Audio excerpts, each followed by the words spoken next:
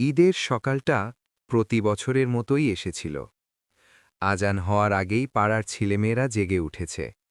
কেউ আয়নার সামনে দাঁড়িয়ে নতুন পাঞ্জাবি গায়ে দিচ্ছে, কেউ মাকে ডাকছে, আম্মু, কলার ঠিক আছে তো? কেউ আতর মাখছে, কেউ চুল আঁচড়াচ্ছে। সারা পাড়ায় একটা উৎসবের গন্ধ। সেমাই রান্নার ঘ্রাণ বাতাসে ভাসছে। বাচ্চাদের হাসির শব্দ গলির ভেতর দিয়ে ছুটে যাচ্ছে। কিন্তু রাফির বাড়িতে সেই গন্ধ নেই, সেই শব্দ নেই। রাফি সকাল থেকেই উঠে বসে আছে তাদের ছোট একটা ঘরের কোণে। মাটির মেঝে, বাঁশের বেড়া, টিনের চাল। সে বসে আছে একটু চুপচাপ হয়ে, হাঁটুতে মুখ গুজে। বাইরে থেকে শোরগোল আসছে, সেদিকে সে তাকাচ্ছে না। রাফির বয়স 12। তার বাবা গেল বছর মারা গেছেন। রিকশা চালাতে চালাতে একদিন বুকে ব্যথা উঠেছিল। হাসপাতালে নেওয়ার সুযোগ হয়নি। মা এখন মানুষের বাড়িতে কাজ করেন। সকালে যান, বিকেলে ফেরেন। মুখে কখনো অভিযোগ করেন না। কিন্তু রাতে যখন ভাবেন, তখন তার চোখের কোণে যা জমে, সেটা রাফি দেখেছে, রাফি বুঝেছে, এবং রাফি কখনো কিছু চায়নি। এই ঈদেও চায়নি। মা কাল রাতে বলেছিলেন, রাফি বাবা, এবার আর পারলাম না, তুই বুঝিস তো? রাফি শুধু মাথা নাড়িয়েছিল, মুখে বলেছিল, আম্মু, আমার দরকার নেই। তারপর শুয়ে পড়েছিল, কম্বলের নিচে মুখ ঢেকে। কিন্তু ভেতরে ভেতরে কি ছিল, সেটা কেউ জানেনি। ঈদের নামাজের সময় হল। পাড়ার সব ছেলেরা মিলে দল বেঁধে যাচ্ছে। সাদা পাঞ্জাবি, নতুন টুপি, চকচকে স্যান্ডেল। তাদের বাবারা পাশে হাঁটছেন। কেউ কেউ ছেলের মাথায় হাত রাখছেন। রাস্তায় আনন্দের একটা ঢেউ। রাফিও যাবে নামাজে। সে তার পুরনো সাদা পাঞ্জাবিটা গায়ে দিল। সেটা এককালে সাদা ছিল, এখন হলদেটে হয়ে গেছে। কলারের একটা বোতাম নেই, হাতার নিচটায় একটু ছেঁড়া। রাফি সেই ছেঁড়া জায়গাটায় হাত বুলালো একবার। তারপর হাতটা ভেতরের দিকে মুড়িয়ে নিল, যাতে বাইরে থেকে না দেখা যায়। পায়ে দিল পুরনো ফ্লিপফ্লপ, একটা ফিতে আঠা দিয়ে লাগানো। সে বেরিয়ে পড়ল। মাঠের দিকে যেতে যেতে দেখল, সামনে সাকিব আর তার বাবা হাঁটছে। সাকিবের পরনে নীল পাঞ্জাবি, সাথে ম্যাচিং টুপি। তার বাবা তার হাত ধরে হাঁটছেন। সাকিব মাঝে মাঝে তার পাঞ্জাবির দিকে তাকিয়ে হাসছে। রাফি একটু পিছিয়ে পড়ল। সে তাদের পাশে গেল না, একটু দূরত্ব রেখে হাঁটল, একা। মাঠে পৌঁছে সে পেছনের সারিতে বসল। কেউ তাকে দেখার আগেই সে মাথা নিচু করে ফেলল। নামাজে দাঁড়াল, রুকু করল, সিজদায় গেল। সিজদায় গিয়ে একটু বেশি সময় রইল। কি বলল সে সেই মাটিতে মাথা রেখে, সেটা শুধু আল্লাহ জানেন। নামাজ শেষে সবাই কোলাকুলি করছে, ঈদ মুবারাক, ঈদ মুবারাক। হাসি, আলিঙ্গন, কথা। রাফি একটু একটু করে ভিড় থেকে সরে এলো। কেউ তাকে ডাকল না, কেউ তার দিকে তাকাল না। সে একা একা বাড়ির দিকে হাঁটতে লাগল। বাড়ি ফিরে দেখল, মা সেমাই বানাচ্ছেন। মা তাকে দেখে একটু হাসলেন, কিন্তু সেই হাসির পেছনে যে ব্যথাটা ছিল, রাফি সেটা ধরতে পারল। মা বললেন, এসো বাবা, সেমাই খাও। রাফি এসে বসল। মা ছোট একটা বাটিতে সেমাই দিলেন। রাফি খেতে লাগল, চুপচাপ। মা একটু পরে বললেন, পাশের বাড়ির আন্টি ডাকছেন, একটু যাবি? তোকে দেখতে চেয়েছেন। রাফি মাথা নাড়াল, পরে যাব। সে খাওয়া শেষ করে উঠে গেল ঘরের বাইরে। উঠানের এক কোণে একটা আম গাছ আছে। সে সেই গাছের নিচে গিয়ে বসল, পা ছড়িয়ে, হাত দুটো মাটিতে রেখে। বাইরের রাস্তায় বাচ্চারা দৌড়াচ্ছে, নতুন জামা পরে, হাতে বেলুন। কেউ কেউ সাইকেল চালাচ্ছে। তাদের হাসির আওয়াজ এখানে পর্যন্ত আসছে। রাফি তাকিয়ে থাকল, শুধু তাকিয়ে থাকল। তার মুখে কোনো কান্না নেই, চোখে জল নেই।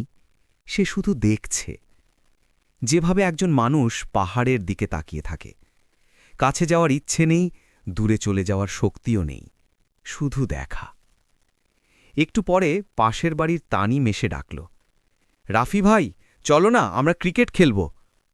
রাফি বলল, তুই যা, আমার মাথা ব্যথা করছে। তানিম চলে গেল। রাফি আবার একা। বিকেলে পাড়ায় একটু উত্তেজনা হল। মসজিদের ইমাম সাহেব, হাফেজ করিম সাহেব, বিকেলে মসজিদের সামনে বসে আছেন। পাড়ার কিছু বড়রা তার সাথে কথা বলছেন। কিছু বাচ্চা তার কাছে এসে সালাম দিচ্ছে। তিনি হাসি মুখে হাত বুলিয়ে দিচ্ছেন। রাফি একটু দূর থেকে এটা দেখছিল। হাফেজ সাহেব হঠাৎ রাফির দিকে তাকালেন, চোখ পড়ল। রাফি, এদিকে আয়। রাফি একটু ইতস্তত করল, তারপর ধীরে ধীরে এগিয়ে গেল। হাফেজ সাহেব তাকে কাছে ডাকলেন, মাথায় হাত রাখলেন। ঈদ মুবারক বাবা।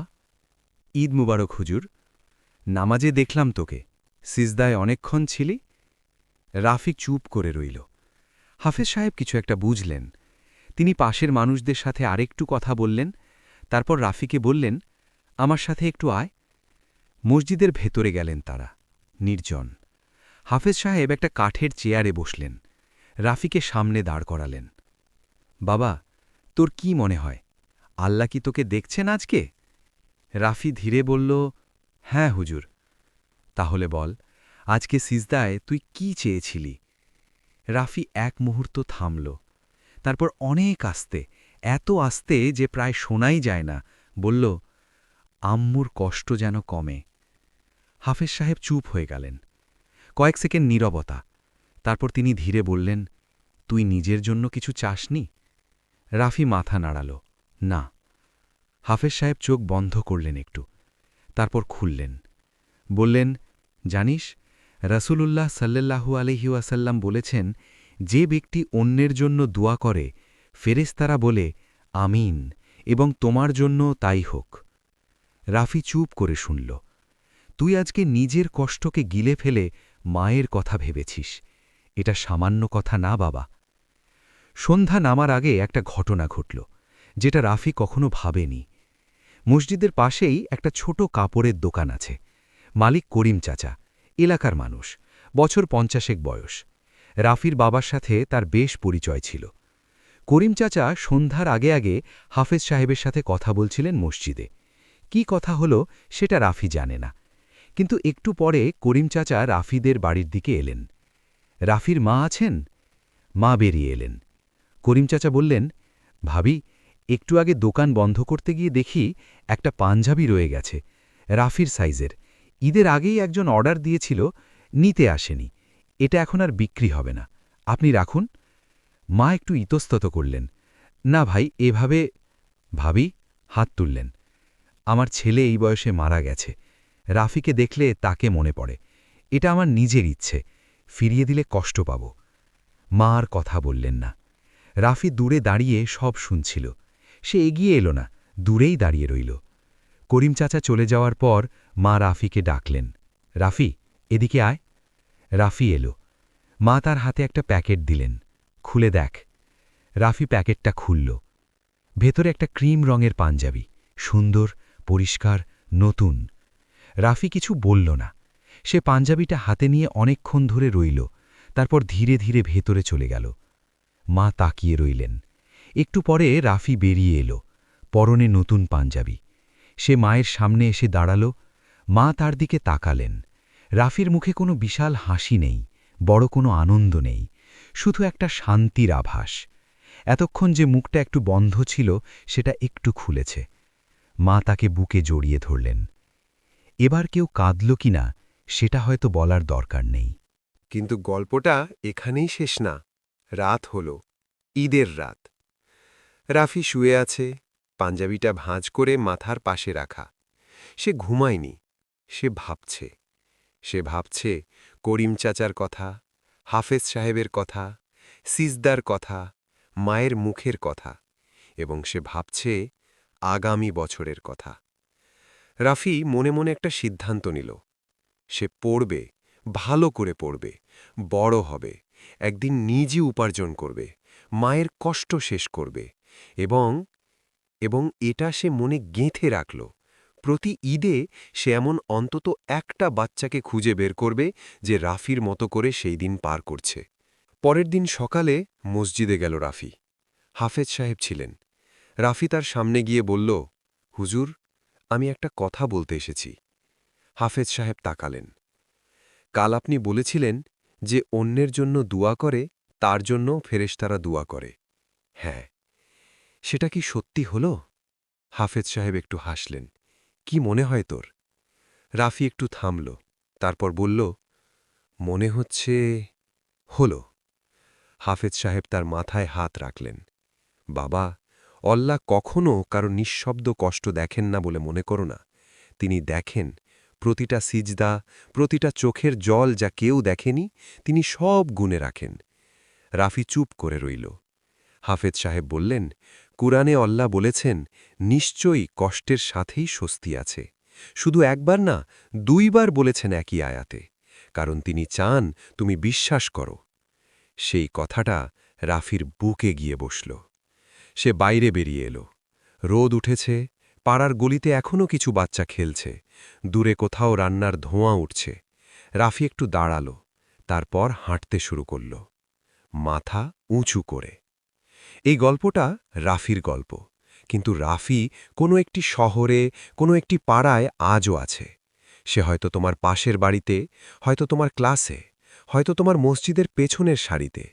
সে চুপ করে আছে, কারণ সে চাইতে শেখেনি। সে লুকিয়ে আছে কারণ সে লজ্জা পায়। কিন্তু সে দুর্বল না। যে ছেলে নিজের কষ্ট গিলে মায়ের জন্য দোয়া করে, সে দুর্বল না, সে অনেক শক্তিশালী। রাসূলুল্লাহ সাল্লাল্লাহু আলাইহি ওয়াসাল্লাম বলেছেন, তোমরা কেউ মুমিন হতে পারবে না যতক্ষণ না নিজের জন্য যা পছন্দ করো, ভাইয়ের জন্য তা পছন্দ করো। ঈদ মানে শুধু নূতন জামা না, ঈদ মানে একটা দিন যেদিন কেউ যেন একা না থাকে, কেউ যেন দূর থেকে তাকিয়ে না থাকে। এই ঈদে যদি তোমার সামর্থ্য থাকে, একটু চোখ খুলে তাকাও, রাফিদের খুঁজে বের করো, শুধু একটা জামা না, একটা ডাক দাও, একটা সালাম দাও, বলো ঈদ মোবারক। সেটুকুই হয়তো তার কাছে অনেক। আল্লাহ আমাদের সবাইকে একে অপরের কষ্ট অনুভব করার তৌফিক দিন। হয়তো আজকে তুমি যে নতুন কাপড় পরেছ, সেটা কারও অদেখা চোখের কষ্টের সাথে তুলনা হয় না। আমিন।